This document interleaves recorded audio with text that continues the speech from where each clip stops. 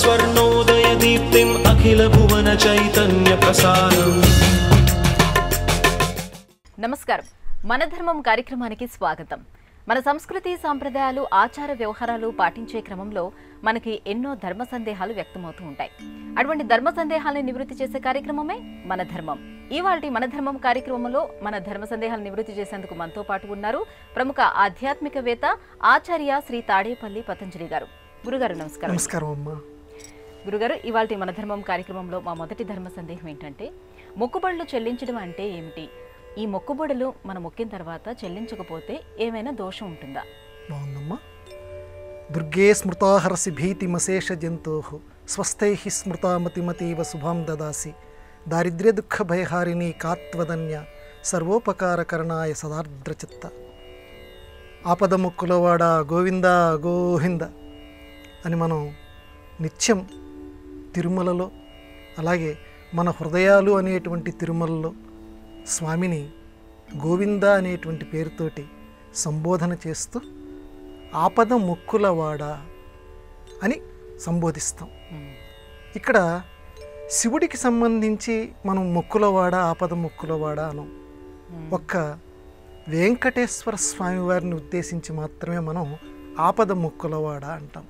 ఈ మొక్కుబడులు ఏమిటి అంటే, మనకి ఒక కష్టం వస్తుంది. ఆ కష్టం మన ప్రయత్నం ఎంత చేసినా అది నెరవేరదు. ఆ ఆపద మనకు నెరవేరదు. ఈ కష్టానికి ఇంకొకటి పర్యాయ పదం ఆపద. అప్పుడు ఏం చేస్తామంటే, ఇక మన వల్ల కాదు, ఇది స్వామి నువ్వు తప్పనిసరిగా ఈ కష్టం నుంచి మమ్మల్ని గట్టెక్కిస్తే నేను నీ కొండకు వస్తాను స్వామి, ఇది చేస్తాను అని చెప్పి స్వామికి వినయపూర్వకంగా మనం ప్రార్థన చేస్తాం. ప్రార్థన చేసి కొన్ని ఈ ఇళ్లల్లో అయితే కొన్ని ముడుపులు కడతారు. స్వామి ఈ ముడుపు తీసుకొచ్చి అక్కడ హుండీలో వేస్తామని చెప్తారు. అందువల్ల ఇక్కడ మొక్కు అనేటువంటి పదానికి సాధారణమైనటువంటి అర్థం ఏంటంటే నమస్కారం అని మామూలు అర్థంలో వాడుతుంటాం. కానీ ఇక్కడ ఆపద మొక్కు అంటే స్వామికి వినయపూర్వకంగా చేసేటువంటి మనఃపూర్వకమైనటువంటి ప్రార్థనాపూర్వకమైన ఒప్పందం. ఇది మొక్కు అనేటువంటి పదానికి ఇక్కడ అర్థం. విడర్థంలో అయితే నమస్కారం, ఇక్కడ మాత్రం భక్తుడికి భగవంతుడికి మధ్య ఒక ఒప్పందం. ఇక్కడ మళ్ళీ మనకి వెంటనే ఒక ప్రశ్న వస్తుంది.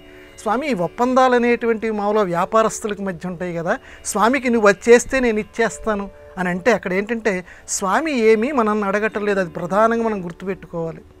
స్వామి వెంకటేశ్వరుడు వచ్చి ఒరే నేను నీ కష్టం తొలగిస్తాను నాకు ఇది ఇవ్వని చెప్పి అడగట్లా. మనమే మన తృప్తి కోసం. మామూలుగా మన ఇళ్లల్లో చూడండి, ఏదైనా పిల్లవాడు ఏదైనా పని చేయమని మనం ఆదేశిస్తుంటాం, చెప్తూ ఉంటాం, ఒరే నువ్వు ఇది చేస్తే నీకు ఇది పెడతా. ఇది మనం స్వామివారి పట్ల చూపిస్తున్నాం. ఇది మన పూర్వులు అలవాటు చేశారు మనకి. అంటే స్వామిని ఏ దృష్టితో చూస్తున్నాం? మనం వాత్సల్య భక్తితోటి చూస్తున్నాం. అది ఇక్కడ మనం ప్రధానంగా గమనించాల్సింది. అంటే స్వామివారి పట్ల జీవులమైన మనకి వాత్సల్య భక్తి ఉంది కాబట్టి ఆ వాత్సల్య భక్తి లోపల నుంచి మొలిచిందే ఈ మొక్కు అనేటువంటి ఒక ఒప్పంద పద్ధతి. అందువల్ల స్వామి ఏమీ కోరట్లేదు, కానీ మనస్తృప్తి. ఇది నువ్వు నెరవేర్చు స్వామి, నేను నీకు ఇచ్చేస్తాను అని మనం చెప్పినా చెప్పకపోయినా ఆయన ఎందు భక్తి కలిగి ఉంటే కర్మానుసారం దాన్ని ఆయన నెరవేరుస్తాడు. కాకపోతే ఇదంతా కూడా మన తృప్తి. ఇది ఎప్పుడు మనం మర్చిపోకూడదు. మొక్కుబడులు అంటే అవ్వమ్మ. అంటే అవి చెల్లించకపోతే ఏమైనా దోషం ఉంటుందేమో అని భయపడుతూ ఉంటారు కదా, దాని మూలంగానే ఇది జరిగిందేమో అది జరిగిందేమో అనుకుంటాం. అవునమ్మా, అది కూడా. ఎందుకంటే అది కూడా కేవలం మన యొక్క పరిధిలోనే మనం ఆలోచిస్తుంటాం. స్వామి అలాగా నా దగ్గరకు వచ్చి నువ్వు ఈ మొక్కు చెల్లించలేదు కాబట్టి నేను నీకే కష్టం కలగ చేస్తున్నాను ఆయన ఇప్పుడు ఏం చేయడు. మనకి ఏంటంటే ప్రతిదానికి కూడా యాదృచ్ఛికాలని చెప్పి కొన్ని మనం ఆపాదించుకుంటూ ఉంటుంటాం. కానీ వెంకటేశ్వరుడు యొక్క మహత్యంలో కానీ ఎక్కడ కూడా తరిగొండ వెంగమాంబ గారు రాశారు వెంకటేశ్వర మహత్యం అని. అందులో ఈ ఆపద మొక్కుల ప్రస్తావన చేశారు. అంతేగాని స్వామి మొక్కు చెల్లించకపోతే స్వామి నిన్ను పీడిస్తాడు అని ఎక్కడా ఆవిడ రాయలేదు.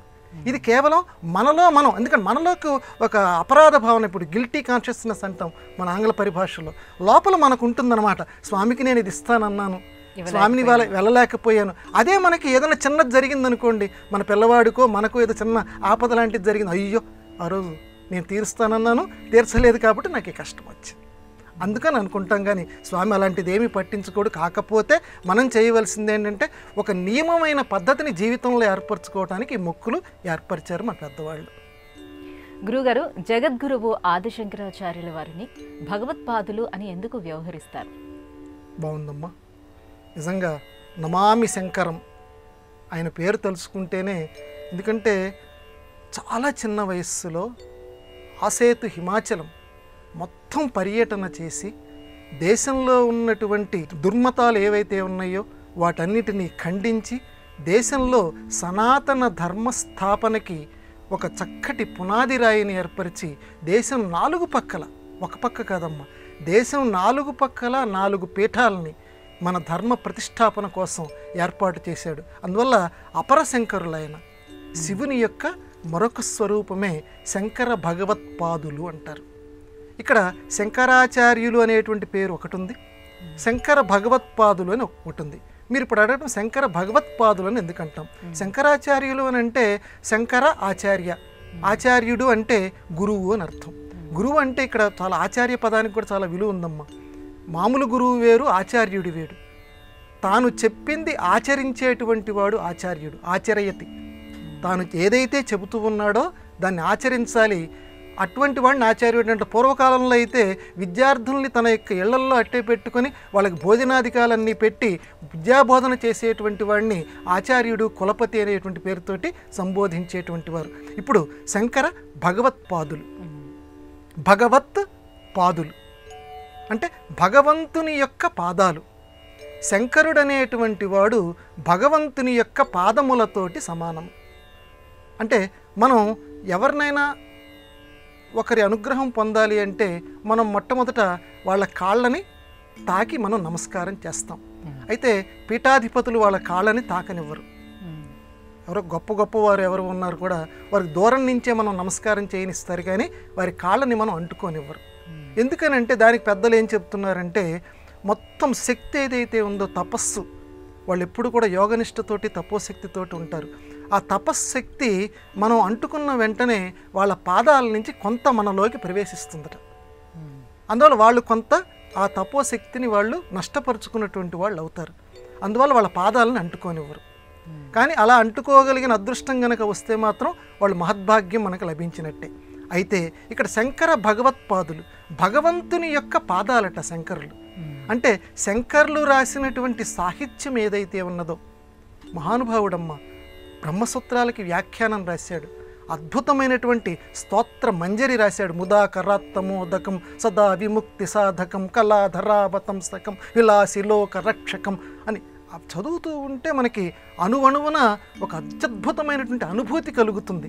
అలా ఒక్క దేవత కాదమ్మా, ఆయన సగుణోపాసనకి సంబంధించి చేశారు, నిర్గుణోపాసనకి సంబంధించి చేశారు, దైవ చర్చ చేశారు. ఇక ఆయన తప్పించి ఇంకెవరూ చేయలేరు అన్నంతటి అద్భుతమైనటువంటి ఆధ్యాత్మిక సారస్వత సృష్టి చేశారు. దానితో పాటు ధర్మ సంస్థాపన కూడా చేశారు. ఆయన పాదాలు గనక పట్టుకుంటే మనం భగవంతుని పాదాలు చేరుకోగలం. భగవంతుని పాదాలని తాకినంతటువంటి అద్భుతమైనటువంటి శక్తి మనకి లభిస్తుంది. ఇప్పుడు ఏదైనా ఒక ఎత్తైన ప్రదేశం ఉంది, ఎత్తైన ప్రదేశానికి చేరుకోవాలంటే ఒక నిచ్చెన లాంటిది వేసుకుంటాం.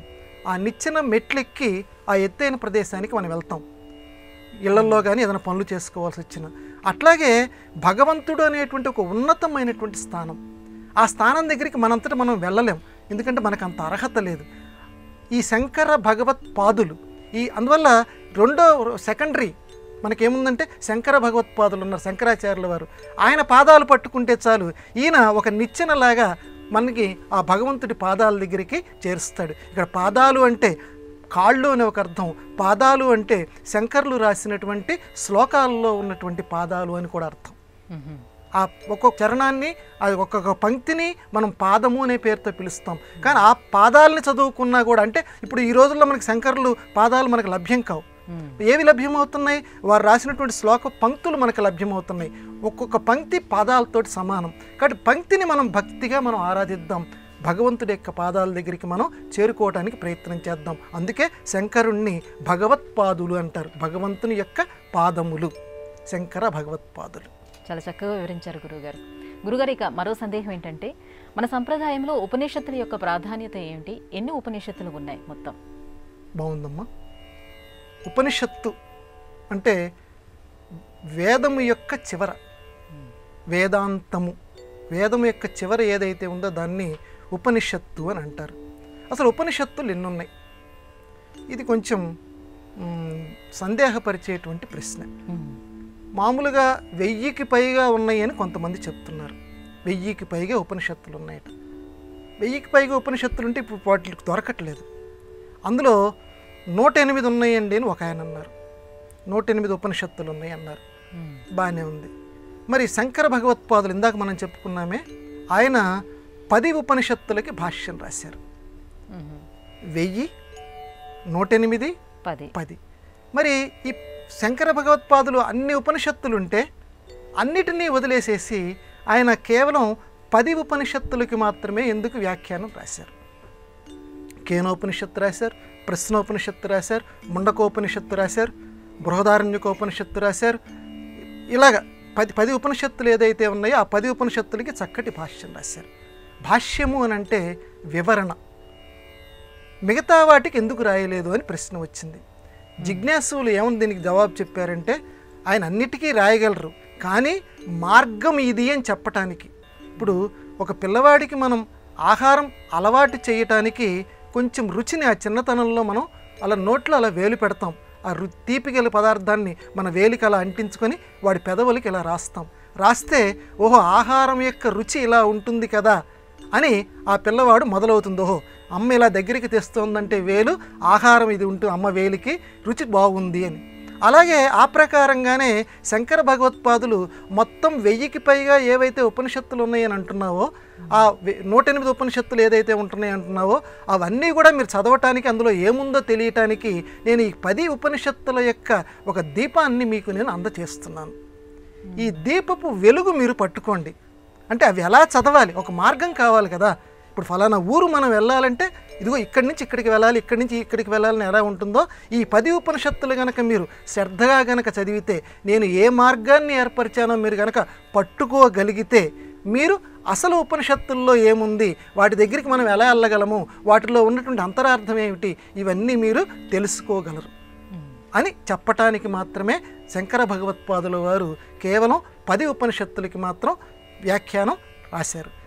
హనుమంతుడు రాముల వారికి ఈ 108 ఉపనిషత్తులు చెప్పారని కొందరు, కాదు రాముల వారే హనుమంతుడికి ఉపనిషత్తులు చెప్పారని కొంతమంది. ఎందుకంటే అక్కడ జీవుడు దేవుడు కేవలం దానికంటే ఇది కేవలం కూడా ఇది నిర్ధారణకు చెప్పేటువంటి పదం కాదు, కేవలం లోకంలో ఉన్నటువంటి కింవదంతి అంటే ప్రచారంలో ఉన్నటువంటి మాట. ఈ 108 ఉపనిషత్తులు మాత్రం లభ్యమవుతున్నాయి. ఈ 10 ఉపనిషత్తులు మాత్రం జీవితకాలంలో ప్రతి వాళ్ళు కూడా చదవాలి. ఎందుకనంటే ఆత్మతత్వాన్ని ఉపనిషత్తు చెప్తుంది. దగ్గరగా కూర్చోబెట్టుకొని ఒక చిన్న పిల్లవాడిని కనుక అమ్మ ఒళ్ళో కూర్చోబెట్టుకొని తల ఇలా నిమురుతూ నాన్న అంటుంటే ఆ పిల్లవాడు ఎంతటి మధురానుభూతి పొందుతూ ఉంటాడో అమ్మ ఒడిలో. ఈ ఉపనిషత్తు కూడా అసలైనటువంటి వేదం నువ్వు చదవలేవా నాన్న, ఇదిగో వేద అంతం ఏముందో అసలు నీకు రుచి చూపిస్తుందా అని చూపిస్తే ఈ 10 ఉపనిషత్తులు చక్కగా చదువుకోవాలి. గురుగారు, ఇక మరో సందేహం ఏంటంటే, వివాహ వేడుక సందర్భంలో వేదికపై వధూవరులు పురోహితులతో పాటుగా ఇంకా ఎవరెవరు ఆసీనులు కావాలని మన ధర్మం చెప్తుంది. బాగుందమ్మా. ఇది ఆధునిక కాలంలో ధర్మం పట్ల ఒక రకమైనటువంటి ఆదరణ ఉన్నటువంటి వారు కూడా తప్పనిసరిగా వినవలసినటువంటి సమాధానం.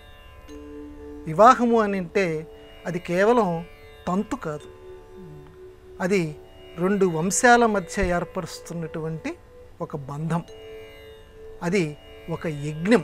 ఆ పదాన్ని వివాహ యజ్ఞము అంటారు. అది యజ్ఞ వేదిక. అది ఆ భావన రావాలి ప్రతి వాళ్ళు కూడా. వివాహం జరుగుతున్నటువంటి ఆ ప్రదేశం ఏదైతే ఉన్నదో అది యజ్ఞవేదిక. ఒక పూజా గది ఉంది, మన ఇళ్లలోనే తీసుకుందాం. ఏమాత్రం 99% కొంచెం బుద్ధి ఉన్నటువంటి వాడు ఎవడైనా పాదరక్షలతోటి పూజ గదిలోకి వెళ్ళరు, సాధారణంగా ఎవరు వెళ్ళరు. మరి వివాహ వేదిక అది అంటే ఆధునిక తరం కూడా నేర్చుకోవాల్సినటువంటి విషయం. ఆ వేదిక మీదకి ఎవ్వరూ ఎట్టి పరిస్థితుల్లోనూ పాదరక్షలతోటి వెళ్ళకూడదు. ఇక వివాహ వేదిక మీద మన ధర్మశాస్త్రం చెప్తోంది వీళ్ళు మాత్రమే కూర్చోవాలి, వీళ్ళు మిగతా వాళ్ళు ఎవరు కూర్చోకూడదు. ఎవరు కూర్చోవాలి? అమ్మాయి యొక్క తల్లిదండ్రులు, మేనమామ కూర్చోవాలి, ముత్తైదువులు కూర్చోవాలి. ఒక సంఖ్య చెప్పారు, 10 లోపల మాత్రమే కూర్చోవాలి. అబ్బాయి యొక్క తల్లిదండ్రులు వేదిక మీద కూర్చోకూడదు. ఇదేంటండి బాబు, ఇది ఎక్కడ అసలు మనం వినలేదు, ఈరోజు మీరు కొత్తగా ఎవరు పాటించడం ఎవరో కూడా చూడలేదు. ధర్మం అడుగంటిపోయిందమ్మా. మన ధర్మశాస్త్రంలో రాశారు ఈ విషయం. ఇప్పుడు ఎవరు పాటించట్లేదు. ఇప్పుడు చెప్పినా కూడా వినిపించుకోరు. కాలం అంత వేగంగా మనకు విస్తరించి ఉంది. అబ్బాయి తల్లిదండ్రులు ఎందుకని అంటే అబ్బాయి పని ఏంటంటే అసలు మన పూర్వకాలంలో ధర్మశాస్త్రం ఏం చెప్తుందంటే అబ్బాయి యొక్క తల్లిదండ్రులు మా అబ్బాయికి తగినటువంటి కన్యా రత్నం ఎక్కడ ఉందా అని వెతుక్కోవాలట. ఆ వెతుక్కునే పని మాత్రం వాళ్ళది. నా రత్నం అన్విష్యతే మృగ్యతే హి తత్ అంటాడు కాళిదాసు. రత్నం తనంతట తాను ఇదిగో నేను రత్నాన్ని నీ దగ్గరికి వస్తున్నానని చెప్పి రాదుట. రత్నాన్ని వీడే వెళ్ళి ఎత్తుక్కోవాలి. కాబట్టి కన్యారత్నాన్ని ఈ వరుడి యొక్క తల్లిదండ్రులు ఎవరున్నో వెతుక్కొని ఇదిగో ఈ అమ్మాయి అయితే మా ఇంటికి కోడలు, చక్కగా మా వంశాన్ని ఉద్ధరిస్తుంది అని వెతుక్కొని గుణగణాలన్నీ చేసి ఆ విచారణ చేసి చక్కగా ఆ అమ్మాయిని ఇంటికి తెచ్చుకునే ప్రయత్నం చేస్తారు. అంతవరకే వరుడి యొక్క తల్లిదండ్రుల యొక్క బాధ్యత. కాబట్టి వియ్యపురాళ్ల మర్యాద అవన్నీ చెప్పారు మన ధర్మశాస్త్రం. అవన్నీ చేయమన్నారు. వరుడి యొక్క తల్లిదండ్రులకు అన్నీ చేయమన్నారు. కానీ వివాహ వేదిక మీద మాత్రం వాళ్ళని కూర్చోవద్దన్నారు. అక్కడ సర్వం సహాధిపత్యం అంటే సార్వభౌముడు అంటాం చూడండి. ఆడపిల్ల తండ్రిది మొత్తం అక్కడ అధికారం. మిగతా వాళ్ళు ఎవరిది ఆ వేదిక మీద అధికారం లేదు. ఆయన ఏదంటే అది జరగాలి అక్కడ. ఆడపిల్ల తండ్రిది. ఎందుకంటే ఆయన తన కూతుర్ని ఇస్తున్న అంత అధికారం ఆడపిల్ల తండ్రికి మన ధర్మశాస్త్రం ఇచ్చింది.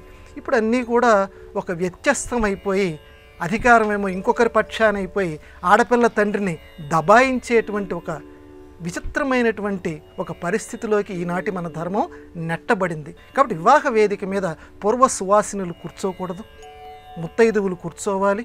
చక్కగా మిగతా వాళ్ళు ఎవరైతే ఉన్నారో 10 సంఖ్య లోపలే కూర్చోవాలి. ఎవరు కూడా పాదరక్షలు ధరించకూడదు. పురోహితుల వారు చెప్పేటువంటి ఆ మంత్రాలని శ్రద్ధగా వినాలి. ఇప్పట్లోలాగా అడిదిరగండి ఇడిదిరగండి అని చెప్పి ఈ ఫోటోగ్రాఫర్లతోటి అసలు తంతు. ఎందుకంటే అక్కడ యజ్ఞం చేస్తున్నామమ్మా అంటే నమ్మకం ఉండాలి. నువ్వు చూసావా అంటే మనం మాట్లాడలేం. అక్కడ ఇంద్రుణ్ణి ఆహ్వానం చేస్తున్నాం, అగ్నిని ఆహ్వానం చేస్తున్నాం, వాయువుని ఆహ్వానం చేస్తున్నాం. ఆ దేవతలందరూ వచ్చి అక్కడ కూర్చున్నారు. ఆ దేవతలందరూ వచ్చి అక్కడ కూర్చుంటే ఇటు జరగండి, మీరు ఇటు జరగండి, కొంచెం తల ఇటు తిప్పమ్మా అని చెప్పవలసినటువంటి వాడు పురోహితుడు కానీ ఆడపిల్ల తండ్రి కానీ చెప్పాలి. కానీ ఈ మధ్యలో వచ్చినటువంటి ఫోటోగ్రాఫర్లు కానీ ఈ వీడియోగ్రాఫర్లు కానీ నీ ముఖం ఇటు తిప్పు అటు తిప్పు జరుగుతున్నటువంటి క్రతువుని ఆపేసేసి మళ్ళీ ఫోటోలు తీయటం ఇది చేస్తే అది ధర్మశాస్త్ర విరుద్ధం. కాబట్టి వేదిక నియమాలు ఇవని చెప్పి మన ధర్మశాస్త్రం చెప్పింది. గురువుగారు, చక్షుష్మతి మంత్రం అంటే ఏమిటి? ఈ మంత్రం యొక్క ప్రత్యేకత ఏమిటి? బాగుందమ్మా. చక్షుష్మతి లేకపోతే ఇంకొకటి చాచుష్మతి, 2 రకాలు కూడా పలుకుతారు దాన్ని. చక్షువు అంటే మనకి తెలుసు కన్ను. దానికి ఎందుకని ఆ పేరు వచ్చిందంటే వస్తు పరిజ్ఞానము యొక్క విశేషాన్ని తెలియచేస్తుంది, అంటే యథార్థాన్ని మనకి తెలియచేస్తుంది. ఇప్పుడు కన్ను లేదు, ఒక్కసారి మనం కళ్ళు మూసుకున్నాం, చీకటి, ఏమీ తెలియదు, అక్కడ ఏ వస్తువు ఉన్నదో మనకు తెలియదు. కానీ అదే మనం కన్ను తెరిస్తే అక్కడ ఏ వస్తువు ఉంది, ఆ ఫలానా వస్తువు ఇలా పనిచేస్తుంది, దాన్ని ముట్టుకుంటే ఇలా మనకు షాక్ కొడుతుంది, ఇట్లా ఈ పుస్తకం ఉంది దీన్ని చదువుకోవాలి, ఇలాగ వస్తువు యొక్క జ్ఞానాన్ని మనకి తెలియచేస్తుంది. కాబట్టి దీన్ని చక్షువు అని దాన్ని అన్నారు. ఇంకొక చక్కటి పేరమ్మ. అసలు ఆ పేర్లకు అర్థాలు తెలుసుకుంటుంటేనే మనకు ఆనందం కలుగుతుంది. నయనము అని కన్నుకు ఇంకో పేరు. నయనము అంటే తీసుకొని పోబడినది. నయతి ఇది. నయతి అంటే తీసుకొని పోతుంది. ఎక్కడికి తీసుకుపోతుంది? మంచి మార్గం వైపు. కన్ను ఉంది, అక్కడ మంచి మార్గం అంటే అడ్డంగా ఏదైనా ముళ్ళు ఉన్నాయి అనుకోండి, ఆ ముళ్ళని పక్కకి తప్పిస్తుంది. పక్కకి వరే నువ్వు అక్కడ ముళ్ళు అట్లా నడుస్తున్నావు, నీ కాలికి ముళ్ళు గుచ్చుకుంటుంది, పక్కకి నడు అంటుంది. అందుకని మంచి మార్గం వైపు తీసుకెళ్తుంది. అలాగే లోకంలో ఏవైతే దుష్టమైనటువంటి చేతలు ఉన్నాయో వాటిని పక్కకి తప్పిస్తుంది. అందువల్ల నయనము అన్నారు. ఇలా కన్నుకు చాలా మంచి మంచి పదాలు ఉన్నాయి. ఇక మీరు అడిగినటువంటి దానికి చెప్తాను. చాచుష్మతి మంత్రం ఇది మన కన్నుకి సంబంధించి ఏంటంటే చాలామంది కంటి రోగాలు ఉంటాయి. కంటి రోగాలు ఉన్నటువంటి వాళ్ళందరూ కూడా ఈ చాచుష్మతి మంత్రం చదవమన్నారు. మన మంత్రం బహిరంగంగా చెప్పకూడదు కాబట్టి నేను చెప్పట్లేదు. ఆ చాచుష్మతి మంత్రాన్ని గురుముఖత మనం నేర్చుకోవాలి. నేర్చుకొని ఆరోగ్యం భాస్కరాదిచ్చేత్, సూర్యుడి ముందు నిలబడి ఆ చాచుష్మతి దేవిని మన కంటి లోపల ఉన్నది అని భావించుకోవాలి. ఎందుకంటే ఈ రోజుల్లో చాలామంది చిన్నతనంలోనే కళ్ళకి కళ్ళజోళ్ళు వచ్చేసేస్తున్నాయి. అంటే వాళ్ళ కళ్ళకి చూసేటువంటి శక్తి తగ్గిపోతుంది. అందువల్ల చిన్నప్పటి నుంచి కూడా తల్లిదండ్రులు వాళ్ళందరికీ ఆ చిన్నపిల్లల తనం నుంచి కూడా చక్కగా సూర్యుడు ముందు నిలబెట్టాలి. ఉదయం పూట నిలబెట్టి కొద్దిసేపు అలా సూర్యుడి వైపు చూసి నమస్కారం చేయరా అని చెప్పి ఆ చేస్తూ, నాన్న ఒక్కసారి ఈ పదం పలుకురా, వందే చాచుష్మతీ దేవీం అని కనీసం ఇప్పుడు విశ్వక్సేనుడు అని చిన్నప్పుడు పిల్లల చేత అనిపించమనేవారు. చిన్నపిల్లల్ని ఎందుకు అనిపించమనేవారంటే కనీసం అలా అంటూ ఉంటే వాడి నాలిక మడత పడకుండా ఒక మంచి అక్షరాన్ని పలకటానికి ఉపకరిస్తుంది విశ్వక్సేనుడు అని అంటే. అలాగే చక్షుష్మతి అని అనరా నాన్న, చక్షుష్మతి అంటే వాడు అనటం వల్ల ఏమవుతుందంటే ఉచ్చారణ వాడికి చక్కగా వస్తుంది. ఉచ్చారణ రావటం భాషకి సంబంధించినటువంటి గొప్పతనం అది పక్కన పెడితే, రెండోది వాడికి తెలియకుండానే ఆ అమ్మ అనుగ్రహిస్తుందట.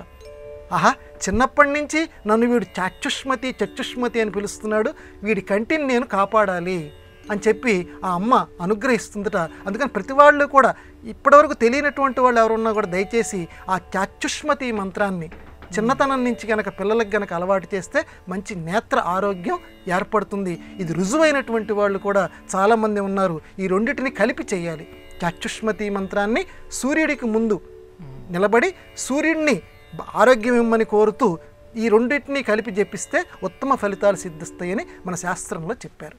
గురుగారు, ఇక మరో సందేహం ఏంటంటే శ్రీకృష్ణుడు ఉద్ధవుడు వీరి మధ్య ఉన్నటువంటి బాంధవ్యం ఏమిటి?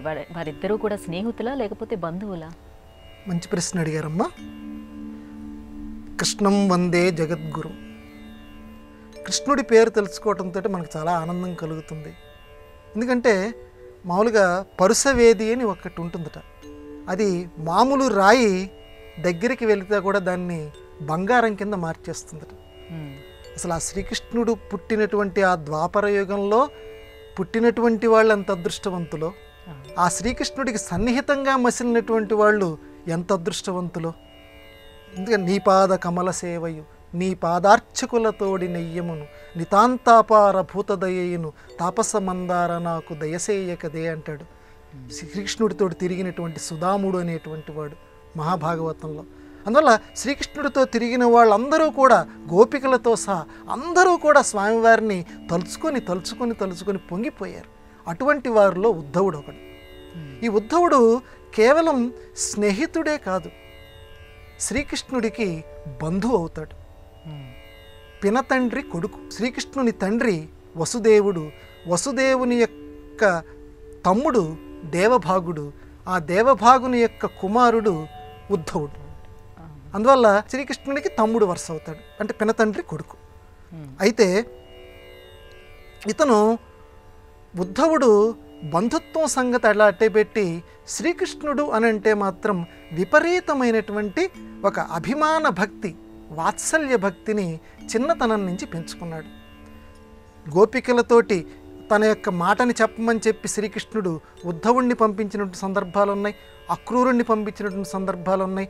ఉద్ధవుడు శ్రీకృష్ణుడికి తన హృదయంలో మొత్తం ఎంత స్థానం ఉందో అంత స్థానాన్ని ఇచ్చాడు. అంటే హృదయం నిండా శ్రీకృష్ణ భక్తిని నింపుకున్నాడు. అందుకే ఉద్ధవ గీత అని కూడా అంటారు. ఉద్ధవుడు అనేటువంటి వాడు శ్రీకృష్ణుడి గురించి అంత కమ్మగా పాడుకున్నాడు. శ్రీకృష్ణుడు అంటే అంత భక్తితోటి పరవశించిపోయాడు. ఆ యమునా తీరంలో శ్రీకృష్ణుడు ఒకసారి కనపడకపోతుంటే ఈయన చాలా తల్లడిల్లిపోయాడట. అప్పుడు ఆ నది మధ్యంలో నుంచి శ్రీకృష్ణ దర్శనం ఉద్ధవుడికి లభించింది అని అంటారు. అంత గొప్పగా, అంటే అన్ని చోట్ల తన హృదయంలోనే కాకుండా సర్వత్రా కూడా శ్రీకృష్ణుడిని తలుచుకొని అటు ఆధ్యాత్మిక జీవితంలోనూ ఇటు లౌకిక జీవితంలోనూ రెండింటిలోనూ పరవశించిపోయినటువంటి మహాభక్తుడు ఉద్ధవుడు. గురుగారు, ఇక మరో సందేహం ఏంటంటే కార్తెలలో రేవతి కార్తె యొక్క వైశిష్టం ఏమిటి? బాగుందమ్మా. మనకి నక్షత్రాలు ఉన్నాయి, అశ్విని, భరణి, కృత్తిక, రోహిణి, ఇట్లా 27 నక్షత్రాలు అంటారు. మనకు తెలియనటువంటి ఇంకో రహస్యం కూడా ఉంది. 28 నక్షత్రాలను కూడా మన శాస్త్రంలో చోట ఉంది. 28 మన అందరం కూడా 27 నక్షత్రాలు అనుకుంటాం. 28వ నక్షత్రం అభిజిత్ నక్షత్రం అంట, అభిజిత్ లగ్నం అంటారు కదా. అట్లాగా అది ఎక్కువ ప్రసిద్ధిలో లేదనుకోండి ఆ నక్షత్రం. నక్షత్రాలు ఎన్నంటే మాత్రం 27 అని మాత్రమే మనందరం అంటాం. సరే, ఇప్పుడు మీరు అడిగినటువంటి ప్రశ్న ఏంటంటే కార్తె. కార్తె అనేది మన తెలుగువాడి సొత్తు, ఈ సంస్కృతంలో లేదు. కార్తె అంటే ఏంటంటే సూర్య భగవానుడు ఒక్కొక్క నక్షత్రంలో ఇన్నేసి రోజులని ఉంటట. మామూలుగా ఒక ప్రముఖుడు గనక ఒక పట్టణానికి వచ్చినప్పుడు ఒక గెస్ట్ హౌస్లో ఇన్ని రోజులు ఎలాగా నివాసం ఏర్పరచుకుంటాడో ఈయనకి సరదా అట సూర్యుడికి. ఒక్కొక్క నక్షత్రంలో కొన్ని రోజులు ఉంటుంటట. అట్లా సుమారుగా ఎన్ని రోజులు ఉంటాడయ్యా అని ప్రశ్న వేశారు. ఈ జ్యోతిష్ శాస్త్రజ్ఞులు ఏమని చెప్పారంటే 13 రోజుల పాటు ఉంటాట ఒక్కొక్క నక్షత్రంలో. సూర్యుడు అలా ఉన్నటువంటి రోజుల్ని కార్తె అంటారు. కార్తె అనే పదానికి అర్థం అది. కాబట్టి అశ్విని నక్షత్రంలో సూర్యభగవానుడు ఉన్నటువంటి రోజుల్ని అశ్విని కార్తె అంటారు. ఇట్లా ఒక్కొక్క నక్షత్రాన్ని మృగశిర నక్షత్రంలో సూర్యభగవానుడు ఉన్నటువంటి రోజుల్ని మృగశిర కార్తె అంటారు. రోహిణి నక్షత్రం త్వరలో మనం చూడబోతున్నాం. అందులో సూర్యభగవానుడు వచ్చి అందరినీ పలకరిస్తూ ఉంటాడు, ఆ నక్షత్రంలో ఉంటాడట. అప్పుడు రోహిణి కార్తె, రోళ్ళు పగిలిపోతాయి అంటారు కదా. అట్లాగే రేవతి కార్తె దాదాపుగా సుమారుగా మార్చి 30-31 తారీఖుల మధ్య ఆ రోహిణి కార్తె అనేది ఆ రోజు నుంచి రేవతి కార్తె అప్పటి నుంచి అని చెప్తూ ఉంటారు. అంటే రేవతి నక్షత్రంలో స్వామివారు సూర్యభగవానుడు ఉంటాడు. అయితే కార్తె ఏంటి? కార్తె ఉండటం వల్ల ఏమవుతుందంటే ఒక్కొక్క కార్తెని తెలుగువాడు తన సంస్కృతిలో ఒక అంతర్భాగంగా చేసుకున్నాడు. ఆ కార్తెకి సంబంధించి ఎన్నెన్నో సామెతలు పుట్టించాడు. ఇప్పుడు మీరు అడిగినటువంటి రేవతి కార్తెకి సంబంధించి రేవతి కార్తెలో వాన పరమ రమణీయము అన్నాడు. ఇదేమిటారు బాబు, రేవతి కార్తె అంటే ఇప్పుడు మీరు మార్చి 30-31 అన్నారు కదా, ఇప్పుడు వానలు ఎక్కడ ఉంటాయండి అని అంటే పూర్వకాలంలో అలా ఉండేవి. రేవతి కార్తెలో కూడా వాన పలకరిస్తూ ఉండేది. మిగతా రోజుల్లో వచ్చేటువంటి వాన కంటే కూడా రేవతి కార్తెలో వచ్చేటువంటి వాన పరమ రమణీయంగా ఉంటుంది అని చెప్పి, అలాగే రేవతి కార్తెలో ఉండేటువంటి వాతావరణం పరమ ఆహ్లాదభరితంగా ఉంటుంది పూర్వకాలం. అంటే ఇప్పుడు వచ్చినటువంటి వాతావరణ మార్పుల్లో కాదు. ఈ రకంగా రేవతి కార్తె గురించి మన పురాణాల్లోనూ ధర్మశాస్త్రాల్లోనూ చెప్పారు. మొత్తానికి ప్రతి కార్తె కూడా ఏదో ఒక చక్కటి విశేషాన్ని కలిగి ఉంది. అందులో రోహిణి కార్తె మాత్రం అందరికీ బాగా ప్రసిద్ధి. ఎందుకంటే మనకి ఏది లోకంలో ఎవడు కూడా మేలు చేసిన వాడి కంటే కూడా కీడు చేసిన వాడిని ఎక్కువ గుర్తుపెట్టుకుంటూ ఉంటుంటారు. అందువల్ల మిగతా మేలు చేసే వాళ్ళకంటే కూడా ఈ రోహిణి గోబ గుయ్యమంటుంది కాబట్టి ప్రతివాడు కూడా రోహిణి కార్తెని గుర్తుపెట్టుకుంటాడు. పాపం రేవతి కార్తెని మాత్రం చాలా తక్కువ మంది గుర్తుపెట్టుకుంటారు. ఇదండి. కాబట్టి కార్తెల్ని మీరు మంచి ప్రశ్న అడిగారు. మన సంస్కృతిని నిలబెట్టేటువంటి పదాలు ఇవన్నీ కూడా. కొంతకాలం ఎందుకంటే నక్షత్రాలు ఏంటంటే కూడా 27 కూడా ఒక్కసారి చెప్పలేనటువంటి పరిస్థితి ప్రస్తుత ఆధునిక కాలంలో వచ్చింది. కాబట్టి నక్షత్రాల కార్తెలనే ఉంటాయని తెలుసుకుంటూ చక్కగా మన సంస్కృతిని అందరూ అభిమానించాలని మనం కోరుకుందాం. గురుగారు, ఇవాళ మన ధర్మము కార్యక్రమంలో మాకు వచ్చినటువంటి ఈ ధర్మ సందేహాలన్నీ నివృత్తి చేసినందుకు ధన్యవాదాలండి. సమస్త సన్మంగళాని భవంతు. ఇది ఇవాళ మన ధర్మము కార్యక్రమం. రేపటి మన ధర్మం కార్యక్రమంలో మళ్ళీ కలుసుకుందాం. నమస్కారం. ఈ కార్యక్రమాన్ని తిరిగి చూడాలనుకుంటే www.youtube.com/ETV Life Spiritual లో చూడవచ్చు.